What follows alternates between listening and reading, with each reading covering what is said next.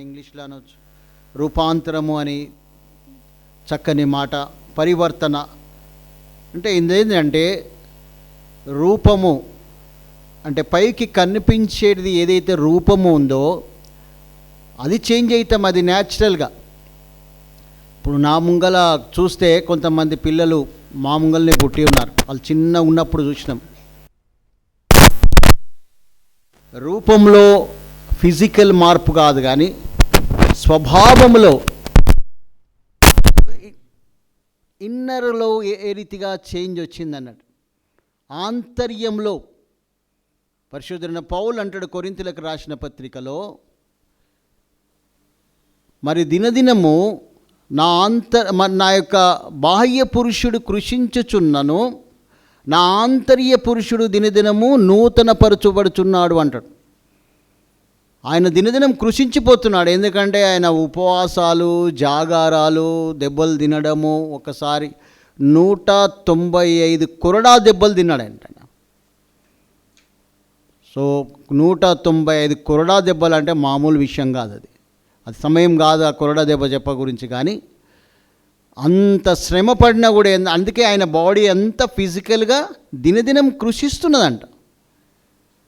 కానీ ఆంతర్య పురుషుడు దినదినము నూతనపరచబడుతున్నాడంట. ఏ రీతిగా అంటే పక్షిరాజు యవనం వలె అన్నట్టు మనం జ్ఞాపకం చేసి 103వ కీర్తనలో పక్షిరాజు కూడా ఒక 30-40 సంవత్సరంలు అయిన తర్వాత తన పాత శరీరమును మొత్తం తీసుకొని కొత్త శరీరంగా అవుతూ ఉంటుంది. ఆ రీతిగా నూతనపరచబడుతున్నాడంట పరిశుద్ధుడైన పౌలు.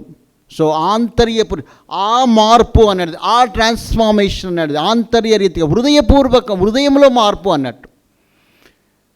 ఇందాక పాటలు అన్నీ ఉన్నాయి, అన్ని క్రియలు ఉన్నాయి, దాదాపుగా అన్ని వర్బ్స్ ఉన్నాయి. ఏమేమి ఏంది నీ అందంలో, నీ మందంలో, నీ నడకలో, నీ చూపులో, నీ యొక్క మాట్లాటలలో, ప్రతి విషయంలో మార్పు. అన్నీ ఒకటేసారి మార్పు అంటే రాదు, గ్రాడ్యువల్గా నన్న వస్తుందా, ఒక్కొక్క మార్పు అన్న వస్తుందా. ఎవరో ఒక భక్తుడు చెప్పిందంటే 360 రోజులు ఉంటాయి సంవత్సరానికి, 360 డేస్ ఉంటాయి ఇయర్లో. సో రోజుకొక మార్పు చేసుకున్నా కూడా 360 మార్పులు వస్తాయంట. సో ఎంతవరకు మనము ప్రయత్నిస్తున్నాం అనేది ప్రాముఖ్యమైన విషయం. ఎందుకంటే మనకేందంటే ఆ చేంజ్ ఏంటంటే మరి అపియరెన్స్ కాదు కానీ క్యారెక్టర్లో హార్ట్ఫుల్గా మన హృదయంలో ఏమన్నా మార్పు వచ్చింది. హృదయంలో మార్పు వస్తే మనం ఏమన్నా పిల్లల కొన్ని అలవాట్ల కొరకు వాళ్ళని గద్దిస్తుంటాం, అది చేస్తుంటాం. ఒకసారి వాళ్ళకు హ్యాబిట్ అయిపోయింది అనుకో, అది ఒకవేళ వాళ్ళ హృదయంలో ఆ మార్పు అనేది వచ్చింది అనుకో, రెగ్యులరైజ్ అయిపోయింది అనుకో, మళ్ళీ అది దాని గురించి మనము ప్రస్తావించాం. సో మార్పు అనేది. సో ఆ రకంగానే మనము సృష్టిని గమనిస్తూ ఉంటే ఏ రకంగా మార్పు అనేది వస్తుందో మనకు తెలుసు. సృష్టిని గమనిస్తూ ఉండాలి. ప్రొద్దున ఏ రకంగా ఉంటుంది, మధ్యాహ్నం ఏ రకంగా ఉంటుంది, సాయంత్రం ఏ రకంగా ఉంటుంది. అదే రకంగా ఒక్కోసారి ఎక్స్కర్షన్ అవుట్ సైడ్ వెళ్తూ ఉంటాము, అక్కడ చూస్తున్న వాతావరణం ఏ రీతిగా ఉంటుంది, మనం డైలీ చూసే వాతావరణం. మరి సృష్టిని గమనిస్తూ ఉంటే బటర్ఫ్లై సైకిల్ ఎట్లా ఉంటుంది, ఏ రకంగా మారుతూ ఉంటుంది, అది ఎంత అద్భుతంగా ఉంటుందో చూడండి. ఈ రకంగా చూడండి చక్కగా, ఎందుకంటే ఆ గుడ్డుగా ఉంటుంది. క్యాటర్ పిల్లర్ ఇక్కడ చూస్తూ ఉంటారు, అక్కడక్కడ బొంత పురుగులు ఇక్కడ వాళ్తూ ఉంటాయి. తర్వాత ఏంటంటే మరి ప్యూపా, క్రిసైల్సిస్, తర్వాత అడల్ట్ ఎమర్జెస్. కరెక్టేనమ్మా? క్రైసల్స్ కదా, రైట్, క్రిసైల్స్. సో ఆ రకంగా ప్యూపా కూడా అంటారు. సో ఈ రకంగా ఉన్నది, గుడ్డుగా ఉన్నది. ఆ రకంగా గొంగలి పురుగు అంటారు. గొంగలి పురుగు అంటే గొంగడి పాతకాలంలో మీకు తెలియకుండా గొంగడి ఉంటుంది, ఊక గుచ్చుకుంటుంటుంది అన్నట్టు. అది ఎప్పుడైనా పారిందంటే మొత్తం మనం దుర్దనే ఇక మళ్ళీ. సో కాబట్టి ఆ గొంగలి పురుగు ఆ ప్యూపలోగా మారిపోయి, అదే రీతిగా ఒక చిన్నగా అడల్ట్ ఎమర్జెస్, ఆ యొక్క చిన్న సీతకోక చిలుక వచ్చి ఈ రకంగా తయారైంది. అది ఎందుకు ఆ మార్పు అనేది యవ్వనస్తులైన వాళ్ళు ఇంగ్లీష్ కూడా వస్తుంది. ఆ మార్పు అనేది ఎంత చక్కగా ఉన్నదో ఒకసారి, అది ట్రాన్స్ఫార్మేషన్ అన్నట్టు. అది రూపంలో, అది ఫిజికల్గా ఆ రీతిగా రూపంలో ఆ చేంజ్ వచ్చింది. కానీ మన ఆత్మీయ రకంగా మనం చూసుకుంటే మన స్పిరిచువల్గా, అందుకే నన్ను ఆరాధించేవారు పూర్ణ ఆత్మతో, పూర్ణ శక్తితో, ప్రేమించమన్నాడు. ఆ రీతిగా ఆరాధించమన్నాడు. సత్యముతోని ఆత్మతోని ఆరాధించమన్నాడు. సో అది స్పిరిచువల్ చేంజ్ అనేది మనలో వస్తే ఆ దేవుడికి సంఘంలో ఉన్న సంఘ మరి పాస్టర్స్ శ్రమ పడుతున్న పాస్టర్స్కి కానీ ఎల్డర్స్కి కానీ చర్చ్కి కానీ ఎంతగానో సంతోషం అనిపిస్తుంది. ఆ చేంజ్ అనేది మనం పదే పదే ఎన్నిసార్లు మరి ఒక్కొక్క మార్పు అనేది మనం రావడం లేదు.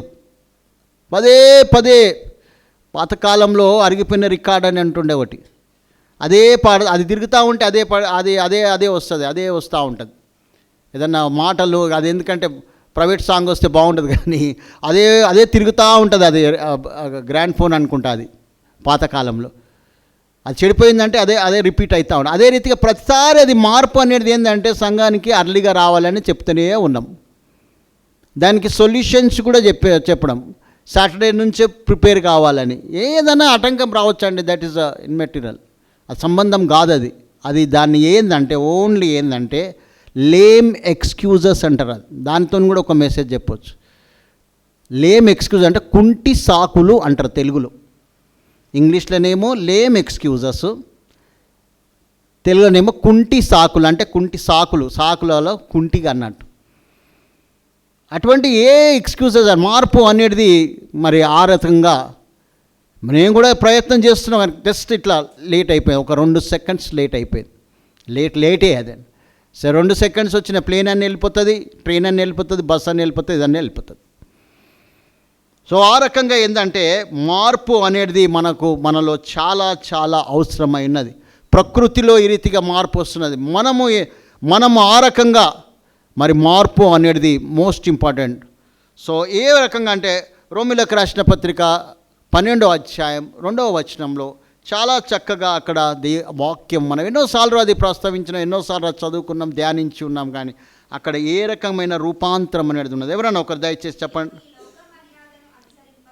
ఈ లోక మర్యాదను లేకుంటే పోలికను అని కూడా ఉన్నది. ఈ లోకపు మర్యాదను అనుసరింపక ఉత్తమమును అనుకూలమును సంపూర్ణమునై ఉన్న దేవుని చిత్తమేదో పరీక్షించి తెలుసుకున్నట్లు మీ మనసు మారి నూతన మగుట వలన రూపాంతరము పొందుడి.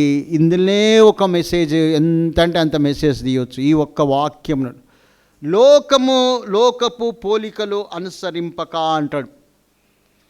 లోక మర్యాదలు అనేది చాలా ఉంటాయండి మర్యాదలు. ఎస్పెషల్లీ ఏంటంటే క్రిస్టియన్స్లో క్రైస్తవులమైన వారి విషయంలో ఏంటంటే వివాహము సమయంలో చాలా లోక మర్యాదలు స్టార్ట్ అవుతుంది. ఒక పెద్ద సంఘాలు వింటారు, ఎన్ని చెప్పినా కూడా సబ్కా సున్నా అప్నా కర్ణ అన్నట్టు.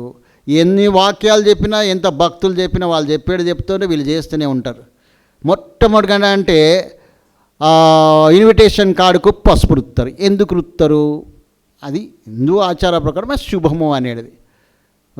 ఇంకా డబ్బులు ఉన్న వాళ్ళు జర గంధం ఇది కూడా రుత్తారు. ఎందుకు రుత్తారు? తాళేమో ముంగలు కట్టుకోరు, వెనక పోయి కట్టుకుంటారు. మళ్ళీ మెట్టెలు అంటే కొన్ని గుర్తులు ఉంటాయి హిందూ దేశంలో కాబట్టి కొంచెం అవసరమే అని ఆచారం ఆ రకంగా అప్పుడు చేయాలని ఏమున్నది.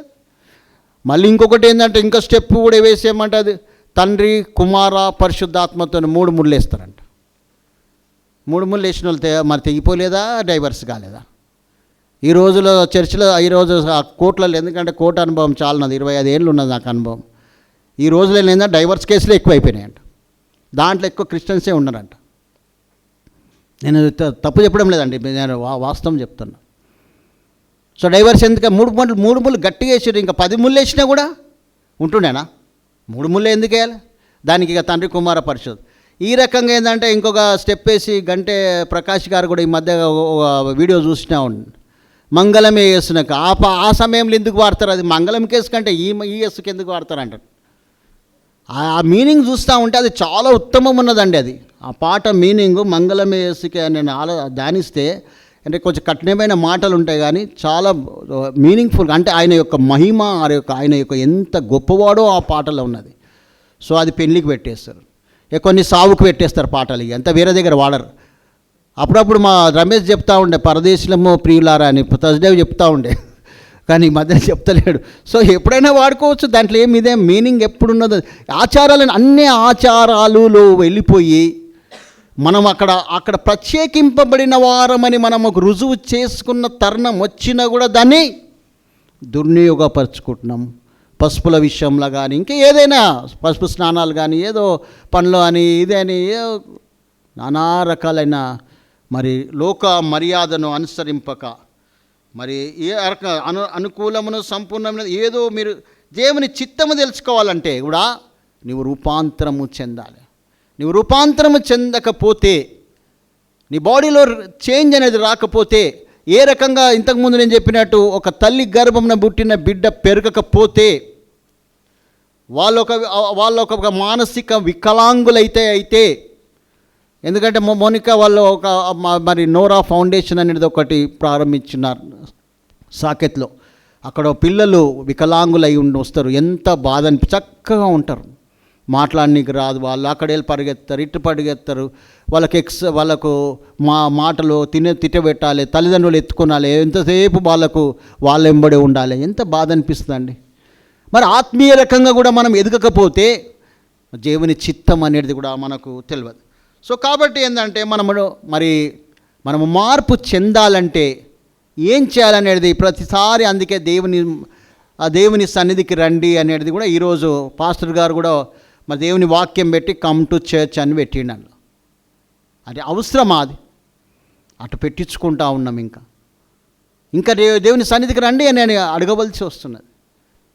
సో కాబట్టి ఏంటంటే ఆ మార్పు అనేది రావాలంటే దేవుని సన్నిధికి కంపల్సరీ వస్తే దేవుని వాక్యం చెప్తూనే ఉంటారు. ఆ దేవుని వాక్యము అనేది వాక్యము వెల్లడవుతుంటే ఏ రకంగా మాట్లాడుతుందో తెలియదు. ఈరోజు పాట వర్ణం పరివర్తన రండి అని యువకులారా అంటే మాడుతున్నావు. ఏదైనా మాట నీకు మాట్లాడవచ్చు. దేన్ని బట్టి ఒకవేళ నిన్ను నీవు బూస్టప్ చేసుకుంటున్నావో, దేని విషయంలో నేను గొప్ప అనుకుంటున్నావో, ఒక వయస్సు పెరుగుతున్న కొద్ది ఒక రకమైన మనకు గర్వం అనేది వస్తూ ఉంటుంది. ఏ ప్రైడ్ అనేది మనల్ని ఆవరిస్తూ ఉంటుందో, దేన్ని బట్టి నువ్వు ఇదవుతున్నావో, గర్వపడుతున్నావో, ఆ పాట ద్వారా దేవుడు మాట్లాడవచ్చు. దేవుని సన్నిధికి వస్తే ఏదో ఒకటి మనకు లాభం అనేది, ఆత్మీయమైన ఆశీర్వాదం అనేది మనకు ఉంటుంది. సో ఈ ట్రాన్స్ఫార్మ్ కావాలంటే, మార్పు రావాలంటే ఏంటంటే మొట్టమొదటిగా ఏంటంటే దేవుని యొక్క వాక్యము మనము చదువుతుండాలి. దివారాత్రము దాన్ని చదువుతుండాలి. దివారాత్రం అంటాం కానీ చదువుతున్నామా? ఎంత సమయం ఇస్తున్నామా? సో చాలా ప్రాముఖ్యమైన విషయం అది. నీకు ఇష్టం ఉన్నా ఇష్టం లేకున్నా ఏదో ఒక అధ్యాయమైన అంటే నేను మినిమంగా చదివేట వాళ్ళ విషయంలో చెప్తున్నాను. చదవడం అని కాదండి, దాన్ని ధ్యానించాలి. సెకండ్ స్టెప్లోకి రావాలి. పాస్టర్ గారు ఈ మధ్యన నేనేంటంటే నేను ఇంకా చదువుతున్నాడు అడగను, నేను ఇప్పుడు ఎంత ధ్యానిస్తున్నారు అనేది అడుగుతానని అంటున్నాడు. మెడిటేషన్ అనేది ఇంపార్టెంట్. దాంట్లో ఉన్న లోతైన విషయాలు మరి ఏ రకంగా అతడు పచ్చిక గల చోట్లలో నన్ను పరుండ చేయించున్నాడు అంటే, పచ్చిక గల అంటే పైన దొరుకుతుంది. లోతైన మనకి లోతుగా వెళ్తేనే మన ముత్యములు రత్నములు అనేది వాల్యూ అనేది దొరుకుతూ ఉంటుంది. లోతుగా వెళుతూ ఉండాలి. లోతుగా వెళ్తేనే ఆ చేపలు పడతాయి. మీద పడితే మురికి చేపలు ఏవో మురికి అన్నీ వస్తూ ఉంటాయి. ఇంకా పచ్చిగా కనబడుతుంది. ఇంకా లోతుగా నువ్వు వెళ్తూ ఉంటే మరి దాన్ని ఫస్ట్ చదవాలి, ధ్యానించాలి, మెడిటేషన్ చేయాలి, దాన్ని అనుసరించాలి. ఇది లాస్ట్ అండ్ ఫైనల్. ఇది నీవు ఆచరిస్తే, నీవు అనుసరిస్తే అది ఏంటంటే స్టాంప్డ్ చేసినట్టు, అది ధృవీకరింపబడినట్టు. అదండి ప్రెసిడెంట్ స్టాంప్ ఎట్లనో యేసుక్రీస్తు చనిపోయిన తర్వాత కూడా ఆయన సమాధిలో వేసి ఆ స్టాంప్ ఆ డోర్ వేసేసి ఆ తలుపు వేసేసి, ఆ తలుపు అంటే రాయి వేసేసి స్టాంప్ వేసిండంట రోమన్ చక్రవర్తి. అంటే ఎస్, ఏదైనా ఒక సర్టిఫికేట్ కూడా గవర్నమెంట్ ఆఫ్ ఇండియా ఏదైనా సర్టిఫికేట్ ఇచ్చిందంటే దాంట్లో ఒక స్టాంప్ ఉంటుంది, అప్పుడే దానికి వాల్యూ ఉంటుంది. అదే రకంగా నీ వాక్యము చదవడం అని కాదు కానీ, ఎంత చదువుతున్నావని కానీ, ఎంత ధ్యానిస్తున్నావు కానీ, ఎంత ఆచరిస్తున్నావో అనేది ఇంపార్టెంట్. ప్రాక్టికల్ లైఫ్లో ఎంతగా దాన్ని ఒకవేళ అప్లై చేసుకుంటే, అన్వయించుకుంటే అది నీకు అప్పుడు నీ జీవితంలో నీకు మార్పు అనేది వస్తుంది. నీ హృదయంలో మార్పు అనేది వస్తుంది. నీ ఆత్మీయ జీవితంలో మార్పు అనేది వస్తుంది. లేకుంటే వేషధారులారా అంటారు, హిపోక్రైట్స్, నటన అన్నట్టు. దేవుడంట వేశ్యలనైనా క్షమిస్తానంట కానీ క్షమిస్తానంట కాదు, క్షమించాడు. కానీ వేషధారణ ఉన్న వారిని మాత్రం, హిపోక్రైట్స్ మాత్రం క్షమించరండి. ఎందుకంటే ఒక ఉదాహరణ చెప్తా. నిజంగా వండుకున్నానంటే లేపొచ్చు అంట. లేవంటే టక్రా లేస్తాడు. ఒకవేళ నటన చేసి కావాల తల్లిదండ్రులను ఎవరినైనా సతాంచాలని మన్నుడు అంటాడు. నీవు ఎంత దొలిచిన వాడు లేవడు. అటు దొలుతాడు, ఇటు కావాలని కళ్ళు మూసుకుంటాడు కానీ లేవడు. సో ఇది నటన అనేది. నటన చేసే వాళ్ళది అంత డేంజర్ ఉంటుంది. సో దేవుని వాక్యం చదువుట కాదు, ధ్యానించట కాదు, దాని ప్రకారం ప్రవర్తించడం. అదే రకంగా ఏంటంటే మనము ట్రాన్స్ఫార్మ్ కలట పశ్చాత్తాపము అంటే దావీదు మహారాజు ఏ రీతిగా రిపెంటెన్స్ అనేది ఏ రకంగా 51వ కీర్తనల ఎంత రిపెంట్ అయింది, ఆ బెత్షెబా విషయంలో చేసిన పాపమును బట్టి ఎంత చక్కగా రిపెంట్ అయింది. అంతకన్నా మించి బైబిల్లో ఇంకా ఎక్కడ మనకు దొరకదు. గ్రేట్ అంటే దావీదు మహారాజు ఒక దగ్గర పశ్చాత్తాపం చెంది అక్కడ ఒక బ్యూటీ ఏంటంటే మళ్ళీ ఆ పాపంలో పడిపోయి తిరిగి ఆయన పాపంలో పడలేదు. ఒకసారి గ్రాఫ్లో తీసుకుంటే నా ఆత్మీయ జీవితం కిందికి పడిపోయింది దావీదు మహారాజు. ఎప్పుడైతే పశ్చాత్తాపడిండో మరి తిరిగి ఆయన ఆత్మీయ జీవితం ఉన్నత స్థితికి దేవుని దగ్గరికే వెళ్ళిపోయింది అంతే. ఆయన తిరిగి అటువంటి పాపం చేయలేదు. మరి మనం కూడా ప్రతిసారి అదే సైకిల్ మాదిరిగా ఇక్కడ వస్తున్నాము, దేవుని సన్నిధికి వస్తున్నాము, బలులో పాల్గొంటున్నాము, మళ్ళీ యథావిధిగా ఆ చక్రము అనేది ఒకవేళ మనలో మారకపోతే ఏ విధమైన మనకు ఆశీర్వాదం అనేది ఉండదు. అదే రకంగా ఏంటంటే మనము న్యాయాధిపతుల గ్రంథంలో కూడా వస్తే 4 సైకిల్స్ ఉంటాయి అక్కడ. ఫస్ట్ ఏంటంటే ఇశ్రాయేలు సిన్ చేస్తారు. సిన్ చేస్తే ఏమవుతుందంటే దేవుడు ఏం చేస్తాడు, వాళ్ళకు మరి వాళ్ళను బానిసలుగా అప్పగిచ్చేస్తాడు. సర్విట్యూడ్ అంటారు కదా, సర్విట్యూడ్. తర్వాత ఏంటంటే వాళ్ళు పశ్చాత్తాపం చెందుతారు. పశ్చాత్తాపం మళ్ళీ నెమ్మదిస్తాడు, సైలెన్స్ ఇస్తాడు. ఆ 3 Sలు సంబట్టి ఉన్నది. అది ఆ రకంగా అది సైకిల్ అనేది తిరుగుతూనే ఉంటుంది న్యాయాధిపతులు. అందుకే అది ఆ యొక్క బైబిల్ గ్రంథంలో మలాకీ నుంచి మత్తయి సువార్త చీకటి దినాలు అంటారు. ఈ న్యాయాధిపతుల దినంలో కూడా చీకటి దినాలు. దేవుడు అక్కడ చాలా దుఃఖమైన విషయం. వాళ్ళు పాపం చేస్తూ ఉంటారు. వాళ్ళు ఎవరు మోయాబీలకు, ఫిలిస్తీయులకు, అమాలేకీయులకు ఎవరికైనా అప్పగిస్తాడు. మళ్ళీ వాళ్ళు పశ్చాత్తాపడతారు. మళ్ళీ వాళ్ళు దేవుడు సైలెన్స్ నెమ్మదిస్తాడు. 40 సంవత్సరంలో 20 మళ్ళీ పాపంలో పడతారు. ఈ సైకిల్ అనేది మన ఆత్మీయ జీవితంలో అది క్షేమకరము కాదు. మనకు ఆశీర్వాదకరం. నిజమైన రిపెంటెన్స్, దుఃఖ సహితమైన పశ్చాత్తాపము మనకు ఆశీర్వాదం వచ్చిన 1 కొరింథీయుల్లో మనకు ఉంటుంది. సో కాబట్టి అటువంటి తర్వాత ప్రార్థన అనేది చాలా చాలా ఇంపార్టెంట్. ఎంత సమయం చేస్తున్నామని. బైబిల్ చదవడం చాలా ఈజీనండి, ప్రార్థన అనేది అక్కడ కష్టం. ఎందుకంటే నేను అక్కడ కూర్చుంటాను కాబట్టి, నేను అక్కడ అనుభవిస్తుంటాను కాబట్టి నాకు కూడా ఆ సమస్యనే ఉంటుంది. ప్రతి ఒక్కరికి ఉంటుంది. ప్రార్థనలో నీవెంత గడుపుతూ ఉంటే, నీవు రహస్యంగా ఎంత చేస్తే బహిరంగంగా అంత ధైర్యంగా నీవు ఉండగలుగుతావు. అంత ధైర్యంగా నీవు ఇతరుల దగ్గర సాక్షిగా నీ సాక్ష్యమును బహిరంగ ప్రపంచానికి వెల్లడిపరచగా ప్రపంచము నీ యొక్క మరి యొక్క ఆత్మీయ జీవితం చూడగలుగుతుంది, నీ ప్రవర్తనలో చూడగలుగుతుంది. సో కాబట్టి ప్రార్థన అనేది కూడా ఇవన్నీ ఈవులు దేవుడు మనకు అనుగ్రహించున్నాడు. దేవుడు మనకు గొప్ప రక్షకుడు, లోకరక్షకుడు. ఆయన సర్వ సృష్టికి ఆధారభూతుడు, సర్వలోకమును పరిపాలిస్తున్నాడు. ఏ అధికారి ఉండాలన్నా, ఏ అధికారి తీసివేయాలన్నా, ఎవరన్నా బ్రతకాలన్నా, తేవాలన్నా ఏదైనా కూడా దేవుని యొక్క అధికారంలో, దేవుని యొక్క అండర్లోనే మనం ఉన్నాము. ఆయన ఆధీనంలోనే ఉన్నది అంటే ఒక నమ్ముతాము కాబట్టి, విశ్వసిస్తాము కాబట్టి ఆయన మార్పు అనేది తప్పకుండా చేయగలుగుతాడు. మనం ఆయన మీద ఆధారపడినప్పుడు, ఆయన ఇచ్చే ఈవులను మనం ఆ ఫెసిలిటీస్ని అన్నిటిని ఉపయోగించుకుంటే మరి మనం తప్పకుండా మనము మార్పు అనేది తప్పకుండా మనకు వస్తే ఆ ఈవులను అనేది సద్వినియోగపరచుకోవాలండి. ఏదో వింటున్నాము, మనం వెళ్ళిపోతున్నామంటే ఏ విధమైన ప్రయోజనం మనకు ఉండదు. దాన్ని ముందు మన యొక్క బ్రెయిన్లో అది వర్కౌట్ చేయాలి, అది ఆలోచించాలి. ఇప్పుడు ఈరోజు చెప్పిన వాక్యమును నీ మనసులో ఒక్క మాటనన్నా, అన్ని మాటలు మీరు తీసుకుపోవాలని కాదు, ఏదైనా ఒక మార్పు అనేది, ఏమన్నా మార్పు తీసుకోవాలన్నా, నా బైబిల్ పఠనంలో మార్పు తీసుకురావాలన్నా, నా ప్రార్థన జీవితంలో మార్పు తీసుకురావాలన్నా, దేవుని సన్నిధికి వచ్చుట విషయంలో మార్పు చేసుకోవాలన్నా అని ఏంటంటే, ఇంకొకటి నేను ఎప్పుడూ ఒక విషయం నేను చెప్తూ ఉంటాను ఏంటంటే, గంప గుత్తగా ఉండకూడదు. అది అన్నీ కలెక్టివ్గా ఉంటాడు. దేవా నా పాపములన్నీ క్షమించమంటే కాదు, పర్టికులర్గా ఉండాలి మన యొక్క ఒప్పుదల అనేది, పశ్చాత్తాపం అనేది ఫలానా విషయంలో నిర్దిష్టంగా ఉండాలి. తెలుగులో అంటే పర్టికులర్గా ప్రభువా నీ బల్ల దగ్గర, ఇప్పుడు బల్లను మనం స్వీకరిస్తున్నామంటే బల్ల దగ్గర సమీపిస్తున్నామంటే ప్రభువా గత వారంలో నేను వాక్యం చదువుట తప్పిపోయినా, ప్రార్థన చేయట తప్పిపోయినా, కుటుంబ ప్రార్థన తప్పిపోయినా, నేను ఈ వారంలో నేను ఏదైనా ఒక విషయం ప్రభువా నేను ప్రార్థించాలని నీ సన్నిధిలో ఒప్పుకుంటున్నాను, నాకు సహాయం దయచేయము పరిశుద్ధాత్మ దేవా అంటే నీకు తప్పకుండా ఆయన సహాయం చేసి నెక్స్ట్ వీక్ వచ్చి బల్ల దగ్గర నీవు లేకుండా ఆరాధనలో వచ్చి నువ్వు స్తుతించగలవు. ఇది సైకిల్ అండి. ఈ సైకిల్ను మనం రొటేట్ చేసుకోవాలి. ఇక్కడ ఒప్పుకోవాలి, దాన్ని విడిచిపెట్టాలి, దాన్ని ఆచరించాలి, దానికి స్తుతి చెల్లించాలి. అప్పుడే నీవు ఆత్మీయ రీతిగా పరివర్తన అనేది, రూపాంతరం అనేది, ట్రాన్స్ఫార్మ్ అనేది నీవు ఇవ్వగలుగుతుంది. ఈ సైకిల్ అనేది చేంజ్ చేయాలి. నువ్వు ఇక్కడ ఒప్పుకోవాలంతే. దేవుని సన్నిధిలో ఒప్పుకుంటే అది కంటిన్యూగా, అది దానికి ఆ శక్తి అని అంటే శక్తి చేత కాదు, బలి చేత కాదు, నీ ఆత్మ ద్వారానే చేతనన్నాడు. ఆయన ఆత్మ ద్వారానే చేయగలుగుతావు అది.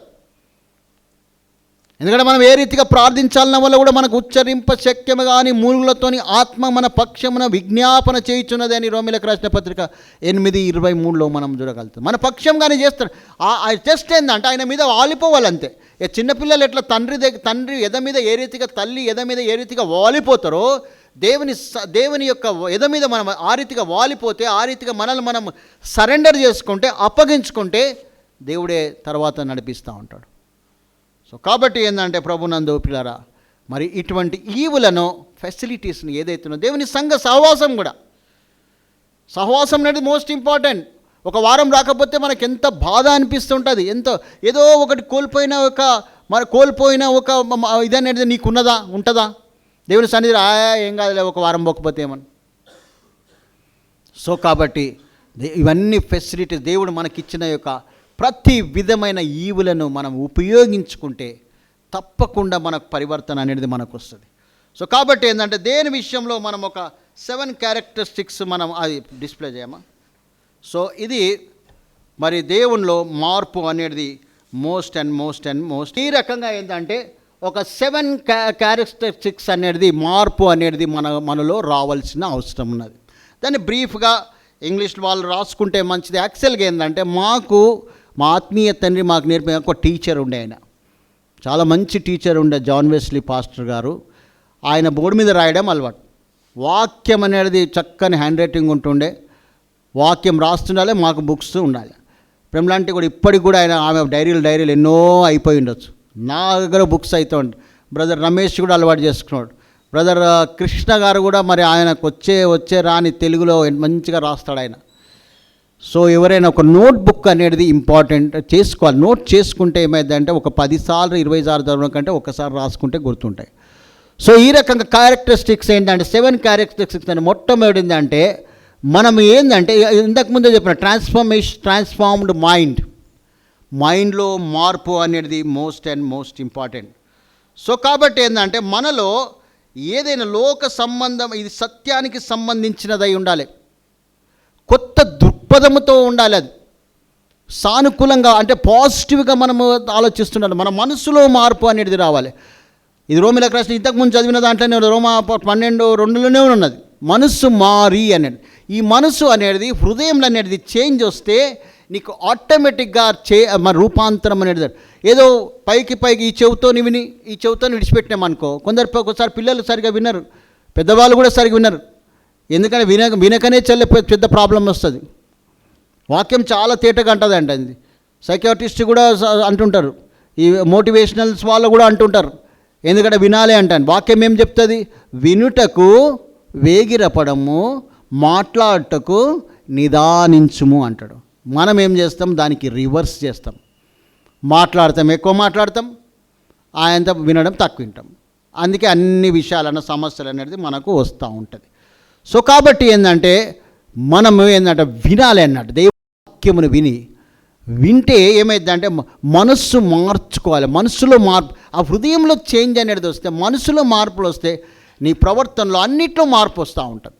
హృదయంలో రావాలి అది. నీ మాట అనేది ఏదైతే వాక్యం ఈరోజు విన్నావో అది నువ్వు హృదయంలో అనేది నీకు రావాలి. అది నిజమైన మార్పు అయినది. లోక విలువలు ఇంతకుముందు లోకాశలతో లోకం చూస్తూ ఉంటే లోక పోకడు ఎట్లా ఉన్నది సార్, ప్రతి ఒక్కరి మాట్లాడు కానీ అంత అడ్వాన్స్లో జరుగుతున్నారండి. ఏఐ టెక్నాలజీ అనేది వస్తూ ఉన్నది. ఎవరు ఫోన్ లేనిది ఎవరు లేరు. ఈవెన్ పని ఇంట్లో పని చేసే వాళ్ళు కూడా ఫోన్లు గీన్లు ల్యాప్టాప్లు కూడా వాడుతూ ఉన్నారు. తప్పేం లేదు అందులో. సో పరివర్తన అన్నిట్లో వస్తున్నది. దాని విషయంలో కాదు, ఆత్మీయ విషయంలో ఏం పరివర్తన వచ్చిందనేది మోస్ట్ ఇంపార్టెంట్. నెక్స్ట్ ఏంటంటే లవ్ అండ్ కంపాషన్, ప్రేమించడం. ప్రేమనే ఉన్నదండి పరిశుద్ధ గ్రంథంలో. టోటల్గా ఆదికాండం నుంచి ప్రకటన గ్రంథం వరకు అంటే దేవుని గొర్రెపిల్ల యొక్క రక్తము చే తడిచబడి ఉన్నది. ఇంకొకటి ఏంటంటే ప్రేమ, LOVE, ఈ ప్రేమతోనే ఉన్నది. ప్రేమ దోషములన్నింటినీ కప్పునంట. ప్రేమ ఉంటే అన్ని దోషం, ఏదైనా పిల్లలు తప్పు పని చేసినారనుకో, సొంత బిడ్డ ఉన్నదనుకో, ఏ తప్పు పని చేసినా కూడా తనలో కప్పుకుంటుంది, కవరప్ చేస్తుంది. సో కాబట్టి ఏంటంటే ప్రేమ, మనము ప్రేమ అనేది మరి సమయం లేదు కాబట్టి బ్రీఫ్గా చెప్తాను. ఏంటంటే లూకా సువార్తలో 10వ అధ్యాయం 34వ వచనం ఇంటికి వెళ్ళి చదవండి.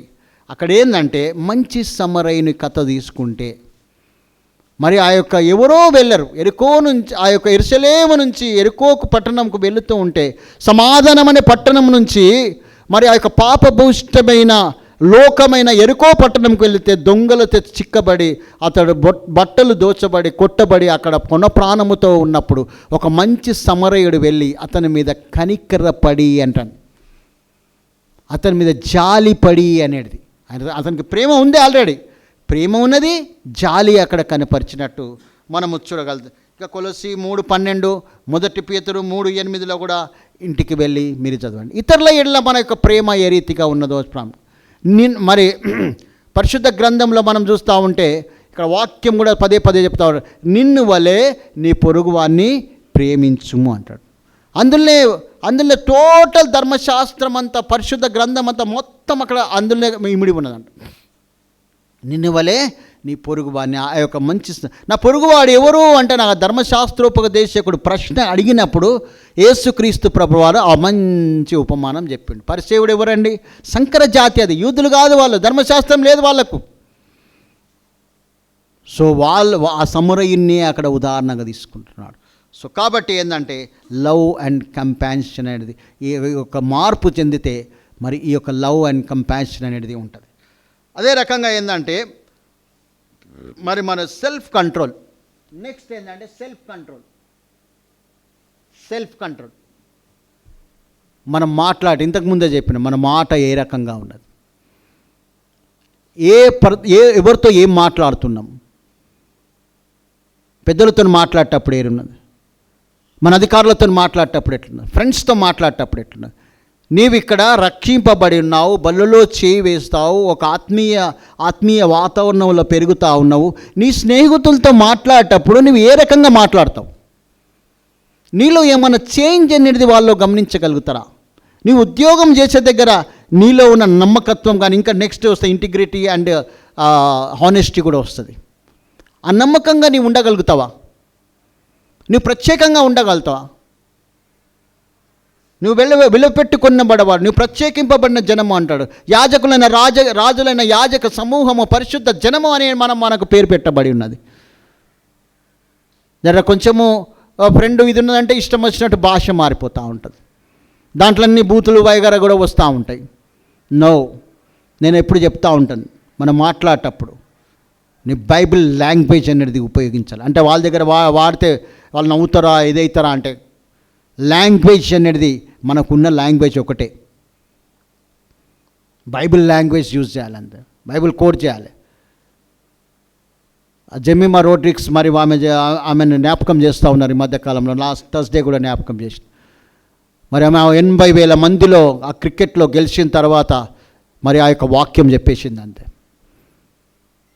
ధైర్యంగా చెప్పేసింది, జీసస్ నాకు హెల్ప్ చేసిండు ఈరోజు అని చెప్పేసింది. అంతే.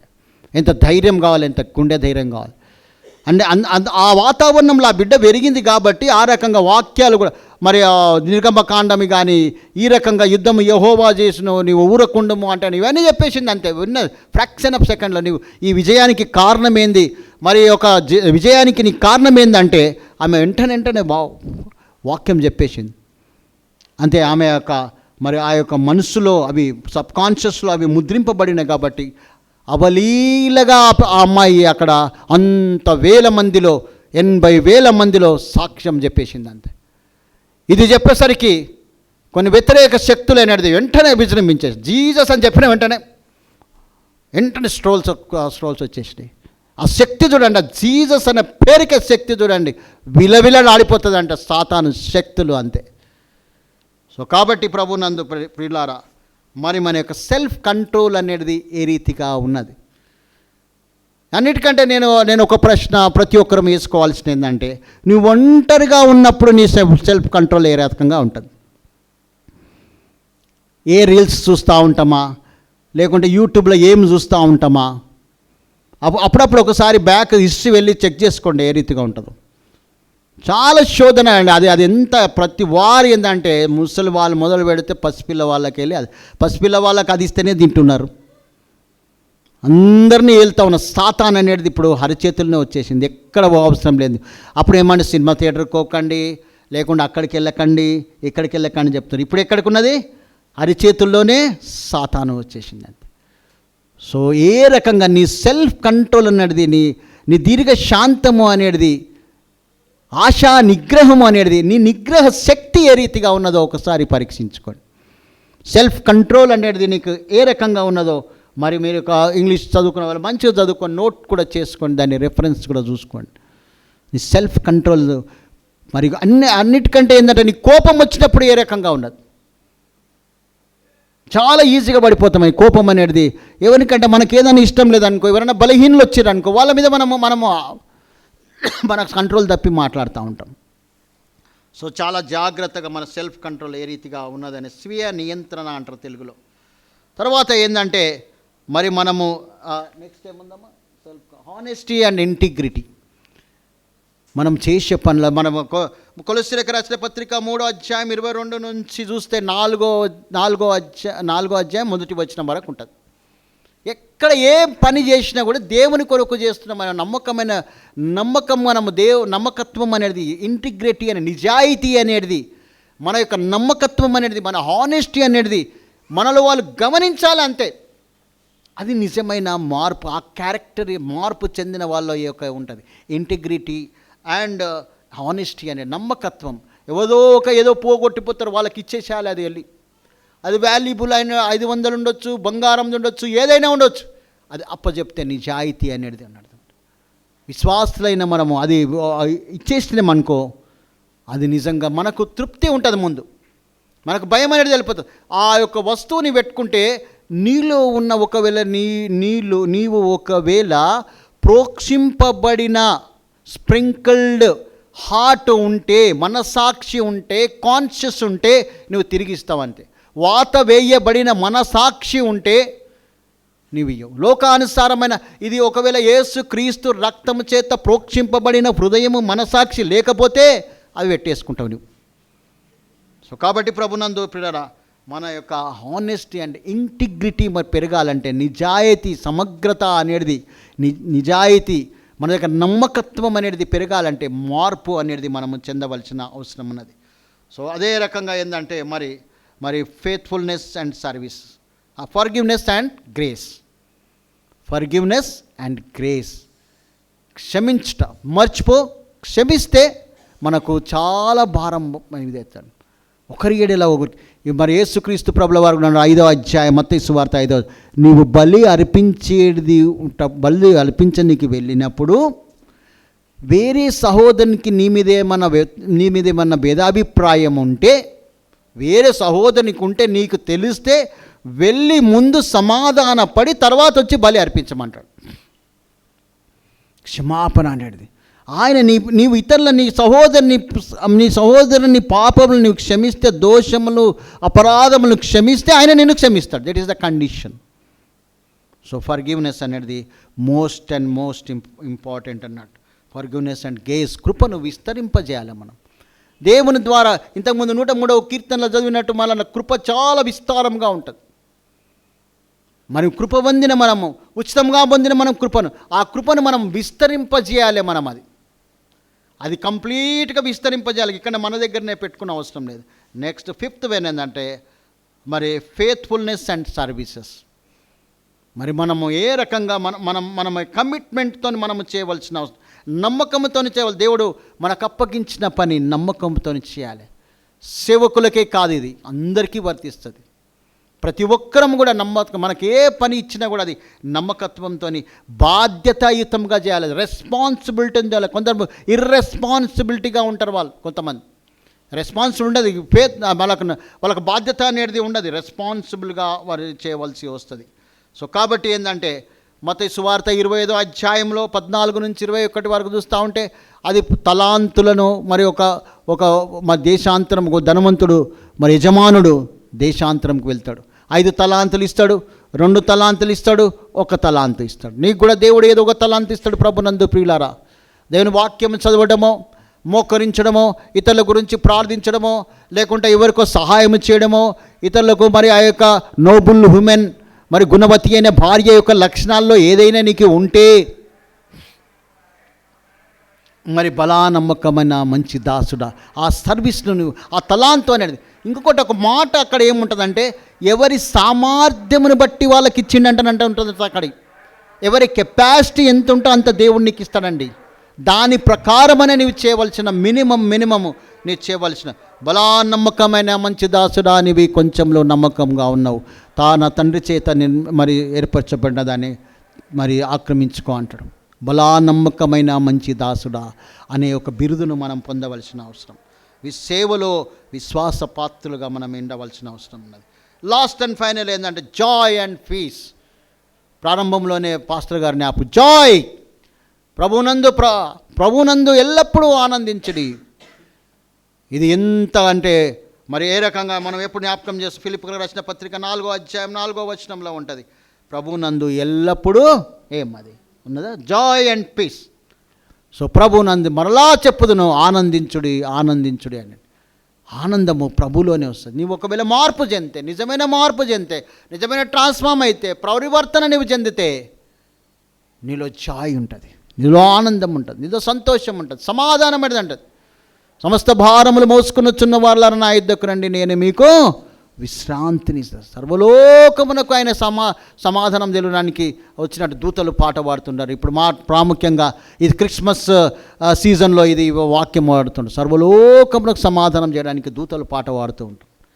సో కాబట్టి ప్రభునందు జాయ్ అండ్ పీస్, ఆనందము మరి శాంతి అనేది మనకు ప్రాముఖ్యంగా, మరి ముఖ్యంగా ఇక్కడ మనము గమనిస్తే అది మళ్ళీ ప్రాముఖ్యంగా ఇంకా గమనిస్తే ఒక పాయింట్ ఇక్కడ మనము గుర్తుపడినది ఏంటంటే అదే ఇక్కడ ఏంటంటే ఇన్నర్ సెన్స్, లోపట అంతర్యంలో మనం ఇంతకుముందే చెప్పిన స్టార్టింగ్ నుంచి చెప్తా ఉన్నాయి. ఎంతర్లో ఈ లోపట ఆనందం ఉంటే face is the index of the mind అంటారు. నీ హృదయంలో ఏముంటే ఫేస్లో అది బయటపడుతుంది. నీ హృదయంలో దుఃఖం ఉంటే బయట అదే ఉంటుంది. సో హృదయం ఎప్పుడు ఆనందం, ఇన్నర్గా ఉండాలి. ఇన్నర్ పీస్ అనేది ఇస్ మోస్ట్ ఇంపార్టెంట్. ఇంకొకటి ఏంటంటే శ్రమలు వచ్చినప్పుడు ఎట్లా ఉన్నది నీ యొక్క ఆనందము, నీ సంతోషము, శాంతి, సమాధానం అనేది. శ్రమ వస్తే కునిగిపోతున్నావా? ఎందుకంటే నీకు ఆధారం లేనప్పుడు, ఆదరణ లేనప్పుడు, హోప్ లేనప్పుడు, నిరీక్షణ లేనప్పుడు నీవు బాధపడవచ్చు. నీకు యేసు క్రీస్తు అనే నిరీక్షణ, ఆయన చనిపోయి తిరిగి లేచి ఉండి, ఆయన నీవు చనిపోయి ఆయనతో నిత్యత్వం ఆ శాశ్వతమైన రాజ్యంలో నీవు ఉంటావు. ఏ దేవుడైనా కూడా చనిపోయి తిరిగి లేవలేదండి. మన దేవుడు తిరిగి చనిపోయి తిరిగి లేచి నీవు కూడా లేస్తావు అట్లనే సమాధిలో నుంచి. ఒకవేళ సజీవుడవుతావు, ఎత్తబడతావు, దేవునితో ఉంటాం ఆ నిత్యత్వంలో పరలోక రాజ్యంలో. మోక్షం అంటున్నావు. తిరుపతి పెళ్ళి అవసరం లేదు, యాదగిరి గుట్ట అవసరం లేదు, ఎక్కడ అవసరం లేదు. నీవు యేసు క్రీస్తును సొంత రక్షకునిగా అంగీకరిస్తే, నోటితోనే ఆయన చనిపోయి తిరిగి లేచినని నీ నోటితో ఒప్పుకుంటే పరలోక రాజ్యం, ఆ నిత్య రాజ్యంలో సంతోషము, సమాధానము అనేది, ఆ నిత్య సమాధానం అనేదే ఉంటుంది. లేకపోతే నిత్య నరకము అనేది ఉంటుంది. పురుగు చావదు, అగ్ని ఆరదు. ఆ నరకంలో ఎప్పుడూ నువ్వు చావు కూడా దొరకదు అక్కడ. నువ్వు చూడుము, నేడు మరి నీకు మరణమును జీవమును మరణమును నీ ఎద్దున ఉంచున్నాను, మేలును కీడును ఇచ్చిన నీవే ఆ విచక్షణ జ్ఞానముతోని, దేవుడు నీకు ఇచ్చిన జ్ఞానమును బట్టి, ఆ డిస్కర్న్ని బట్టి నీవు ఎన్నుకోవాలి. అంటే ఆ వివేచన నీకు దేవుడు ఇచ్చిండు. పశువుకు లేదు అదే. మనుషునికి ఉన్నది. ఎవరు నిజమైన దేవుడు, ఎవడు రక్షకుడు, ఎవరు ఈ సృష్టికర్త అని నీవు గ్రహించవలసిన అవసరం. దేవుడు ఒక తరుణం ఇచ్చి నీ కొత్తగా మరి ఇద్దరు మరి పాప వచ్చింది. పేరు చెప్పారు కదా, అరే మర్చిపోయినా, రాసుకున్నా నేను కావాలని. రవలి, అవినాష్ అండ్ రవలి వచ్చారు, కొత్తగా వచ్చింది. ఇంతవరకు దేవుని సన్నిధికి ఇక్కడ వెళ్ళక ఉండొచ్చు. సో ఈరోజు ఒక మంచి సువార్తమానం ఏంటంటే, రక్షణ అనే వర్తమానం అనేది నీకు వచ్చింది. నువ్వు దేవుని దగ్గరికి వెళ్ళాలంటే, ఆ నిత్య రాజ్యంలోనికి, సంతోషకర పరలోక రాజ్యంకు, మోక్ష మార్గం అని వెళ్ళాలంటే యేసు క్రీస్తును కొంత రోజులు పరీక్షించుకోండి. సో కాబట్టి ప్రభునందు ప్రియులారా, ఆయన నిత్య సంతోషం కావాలంటే దేవుని సన్నిధిలోనికి వెళ్ళవలసిన అవసరం లేదు. ఈ రకంగా పరిశుద్ధ గ్రంథంలో మార్పు అనేది అనేక మంది మార్పు వచ్చిన్నారు. ప్రాముఖ్యంగా ఏంటంటే ట్రాన్స్ఫార్మ్డ్ పర్సన్స్ ఎట్లా మారిందంటే, పాత నిబంధన కాలంలో తీసుకోవచ్చు, కొత్త నిబంధన కాలంలో తీసుకోవచ్చు. వాళ్ళు ఎట్లా ట్రాన్స్ఫార్మర్ అంటే, వాళ్ళు ప్రారంభంలో వాళ్ళ జీవితం ఎట్లున్నది, ఎండింగ్ ఎక్కడుందో. ఒక వాక్యం ఎప్పుడు మనం జ్ఞాపకం చేసుకోవాలి ప్రసంగిలో, కార్యారంభము కంటే కార్యాంతము మేలు అన్నది. ఎట్లా పుట్టినమని ఎట్లా పెరిగినామని కాదు, నీ చనిపోయినప్పుడు ఎట్లా ఈ లోకంలో ఏ రకమైన సాక్ష్యమును విడిచిపెట్టిపోయినావో అది ప్రాముఖ్యమైన విషయమైనది. కార్యారంభము కంటే కార్యాంతము మేలు. ఆరంభ శూరత్వం ఉంటుంది. ప్రారంభంలో మరి చాలా చక్కగా దేవుని సన్నిధిలో ఉంటాము. రాను రాజుగుర్రము గాడిదైనట్టు కొంచెం సల్లగిలుతూ ఉంటుంది. అది మనం పరీక్షించుకోవాలి. సో కాబట్టి ఏంటంటే, అబ్రహామును పిలిచినప్పుడు అక్కడ ఆయన ఒక మెసిపోటేమియా ఆ ప్రాంతంలో విగ్రహాలు చేస్తున్నాను, ఏం చేస్తున్నా అంత డీటెయిల్గా మనకు తెలియదు. కానీ తర్వాత దేవునికి విశ్వాసులకు తండ్రి అయిపోయింది. నమ్మకమైన తర్వాత వాళ్ళ కొడుకును అర్పించమంటే ప్రేమించుచున్న, అక్కడ పాయింట్స్ నోట్ చేసుకోవాలండి. తను ప్రేమించుచున్న కొడుకును బలియమంటే కూడా ఇవనికి వెళ్ళిపోయాడు. అంతగా విశ్వాసంలో ఎదిగిపోయాడు అబ్రహాం.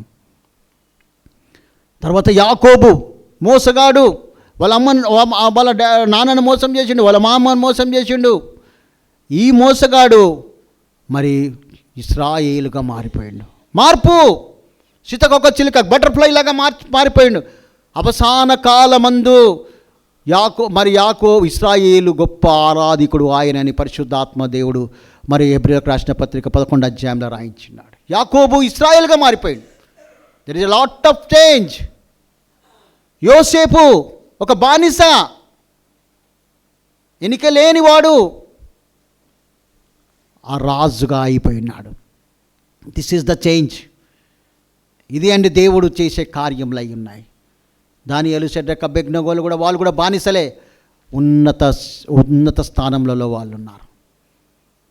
ఈ రీతిగా మనము మరి పాత నిబంధనలో ఓల్డ్ టెస్ట్మెంట్లో మనం న్యూ టెస్ట్మెంట్లో చూసుకుంటే ఏంటంటే, సౌలుగా ఉన్నాడు, దూషకుని హంతకుని అని ఆయన రాసుకున్నాడు. ఆయన సాక్ష్యం ఆయన గలతీయులకు రాసిన పత్రికలో, దూషకుని హంతకుని అని.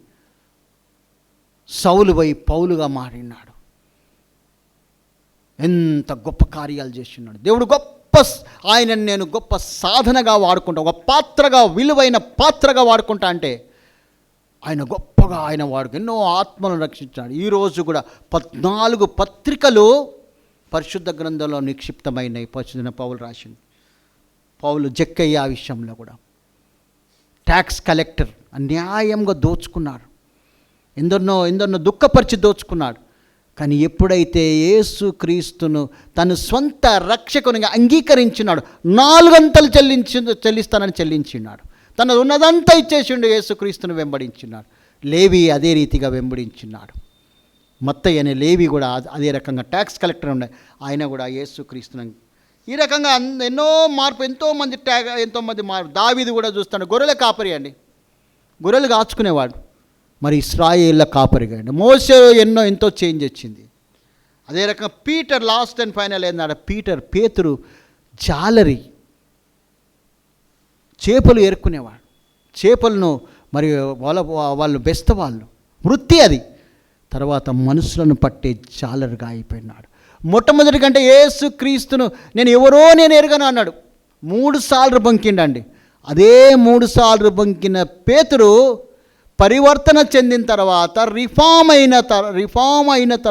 రూపాంతరం చెందిన తర్వాత 3 సార్లు బొంకిన ఆ పేతురు ఒక ప్రసంగమిస్తే, ఆత్మావేశంతో ప్రసంగమిస్తే 3000 మంది రక్షింపబడ్డారు. This is the transformation in the Bible. దేవుని పరిశుద్ధ గ్రంథం. ఆ రకంగా మరి మనల్ని నేను కూడా మరి ట్రాన్స్ఫార్మ్ అయిదామా, చేంజ్ అయిదామా, దేని విషయంలో చేంజ్ కావాలనో ఒకసారి మనల్ని మనం పరీక్షించుకుందాం, ప్రార్థించుకుందాం.